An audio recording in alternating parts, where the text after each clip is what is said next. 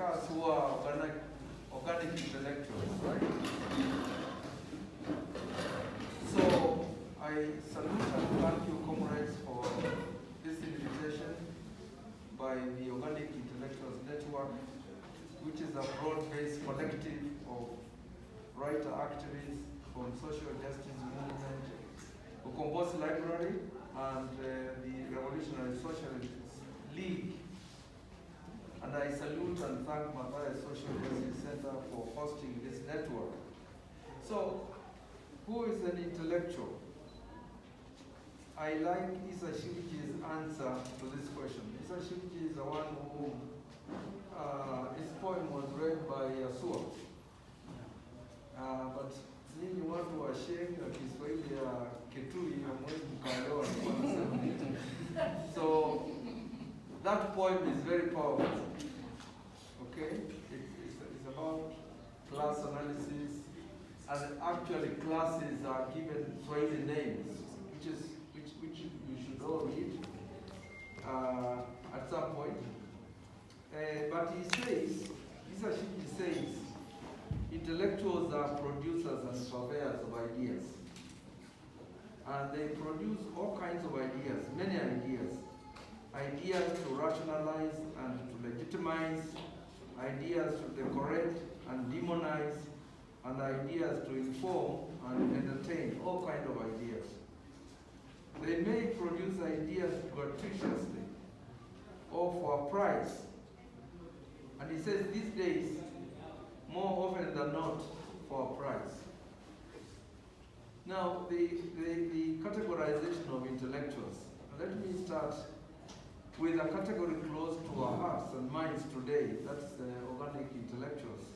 The best definition of organic intellectuals that I can think of is given by somebody called Gene Zingler,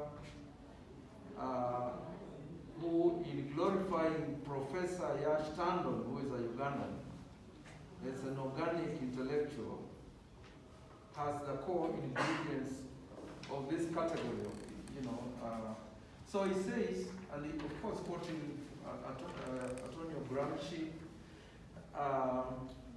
Antonio Gramsci was an exemplary, revolutionary, and an influential philosopher. He spent the last 10 years of his short life in the prisons of Mussolini, fascist dictatorship. Arrested in 1926, he died shortly after his release in 1937. And in his prison notebooks, he developed with great finesse and a drawing on numerous historical examples the theory of the organic intellectual. Okay? And the important thing for you guys is this: the intellectual who, through his analysis, her visions, becomes an indispensable auxiliary of the social movement. Okay? Indispensable auxiliary of the social movement.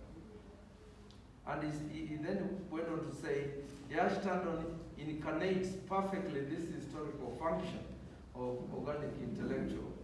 Without him, without the power of his analytical reasoning, without his vitality, without his patience in the struggle, planetary civil society would today be far less effective. We owe him a debt of great gratitude. So, when you look at the Mathare, the social justice centers, right? Because radical social movements, liberation and revolutionary wars, and academic institutions find these intellectuals critical in their intellectual, ideological, and political work.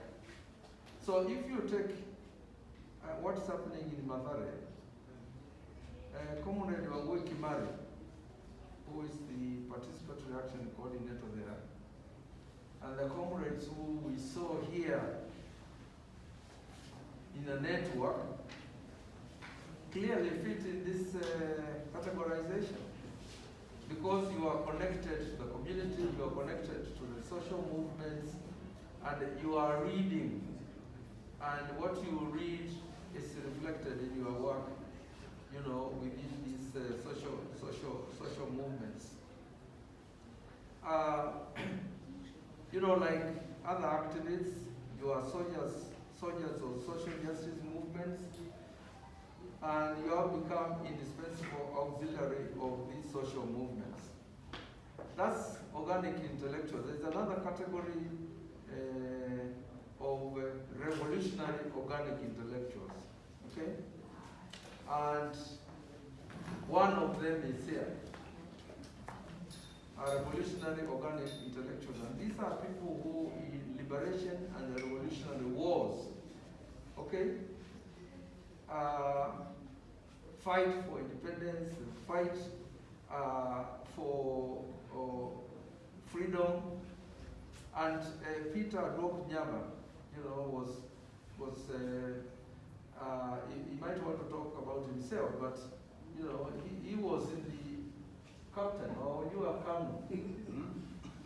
in the army, you are captain. Yeah, and that's how you became commander. You lost your leg, in the process. So Peter Rock Nyaba, it's the same category as Amika Cabral, okay? Chris Honey, who was murdered just before independence. His commander, John Garay, is another one, Felix Momi, and of course Fidel Castro, Che Guevara, and Dedan Kimani. All those people who are involved in liberation and revolutionary wars are revolutionary and organic intellectuals. Organic in the sense that they are this category that I was talking about, the thinking, okay, the thinking within these wars requires, those intellectuals who can actually help the war itself. And if you read about Mao Zedong, for example, who I'm going to talk about briefly, because people think that intellectuals are people who have gone to university. I'm going to demystify that and show you that there are other intellectuals who haven't gone to any university. Him and Malcolm X and others. Anyway, those ones, the revolutionary organic intellectuals, they are those ones who have gone to wars, but the others who haven't gone to wars and they are in universities. And then you have, many of them in Africa. And I just have a rock of their names. You can Google them at some point when you get this paper. Michel Mungo is one. Wangari Maathai is another, you know that one. Nawa El-Sadawi, the Egyptian who was died a while ago. Angela Davis, you have all heard of Walter Rodney. Samira Amin, Dani Nabdere, Yash Tandon has already been mentioned. Karim Muhiriji, Isa Shinji, Ngugi wa Thiong'o, Maida Kenyatta, Shiraz Durrani, Alamini Mazrui, Kamoji Washira, Nevo Alexander from South Africa. Just those are a few. They didn't go to any battlefronts, but as intellectuals, they were connected, like Ngugi and others, in this university, in the 70s, University of Nairobi, and they were involved in traveling theater. We were also involved in the unions, which are social movements, unions of students and staff. So all these organic intellectuals are connected to the academy and the movements there, but also in other social movements outside the academy. And their research is particularly critical in glorifying the work of social movement that would otherwise not be known or amplified. And they are also involved in publishing books and articles that call for transformation and revolution. And they are auxiliaries to feminist movements, reproductive health movements, gay rights movement, women, issues of prison, and racial movements, non-sexist movements, and colonial and anti-imperialist movements. The last one, of course, being in the case of Palestine. Now, of course, Issa Shivji brings in the class analysis, and that's why you have to read his poem in the categorization of intellectuals. Don't forget that there are organic intellectuals who are auxiliaries of the status quo. Okay?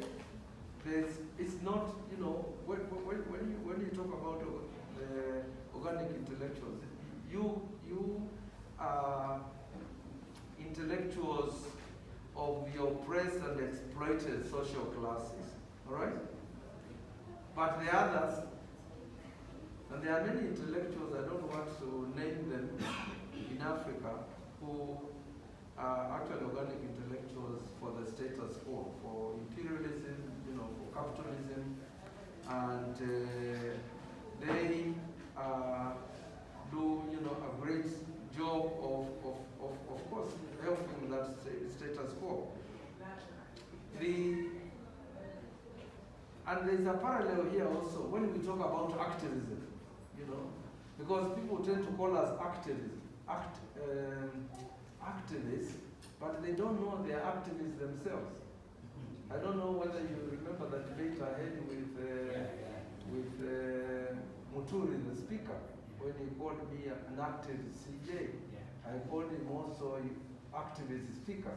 It's only that our courses were different. He was busy mentoring the Constitution, and I was, building it. So it depends. We are all active and activists. It depends on what cause you are involved in. Okay?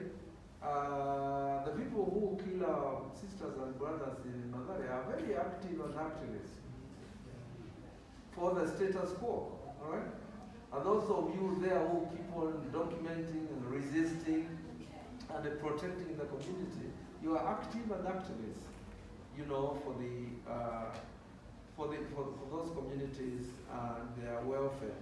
So it's important to get that categorization. People who advise killers like Bill Gates, people who advise American imperialism, British imperialism, people who write about militarism and so forth. Those are intellectuals. Because they are intellectuals. So I think that point is well taken. Now, Issa Shivji also has another category, not a category, but an argument that I like. That there is something called metamorphosis. Okay? And he gives a good example of Museveni. Museveni was at the University of Dar es Salaam when I was there. He was a radical, organic student intellectual in Dar. He was the chair of University Students African Revolutionary Front. And Shivji and others were in it. There's a Kenyan called Kabiro Kinyanjui who was also part of the front. And there's another guy from Kitui who was a member of parliament called Patrice Luhuti, who actually was Museveni's bodyguard, because Museveni felt so big that he thought his life was in danger, even in a university. But he, his history now. He actually helped us democratize teaching processes in Dar es Salaam. He spearheaded study groups by students and making sure that professors treated students as equals intellectually. Because in the 70s, professors were like pastors. When they came to the pulpit and they were talking, you couldn't even ask a question. So this organization basically told the professors, you've got to answer questions, you cannot shout at students and so forth.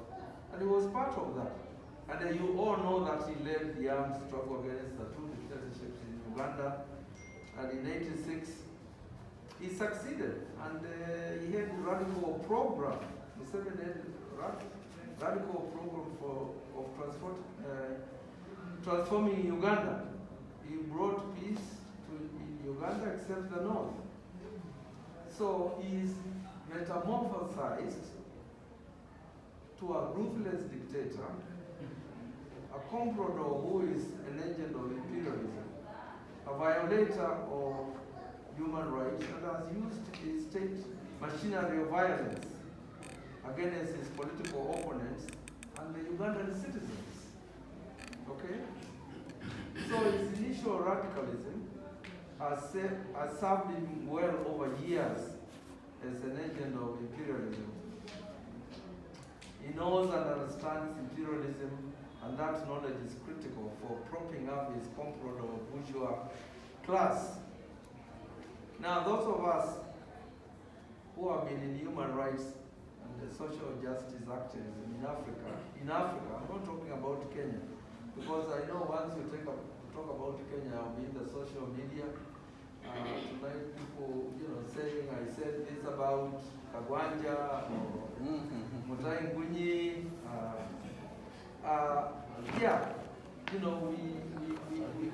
We basically have a lot of stories of consequences of such metamorphosis, all right? Indeed, the academy is littered with such metamorphosis of academic and public intellectuals.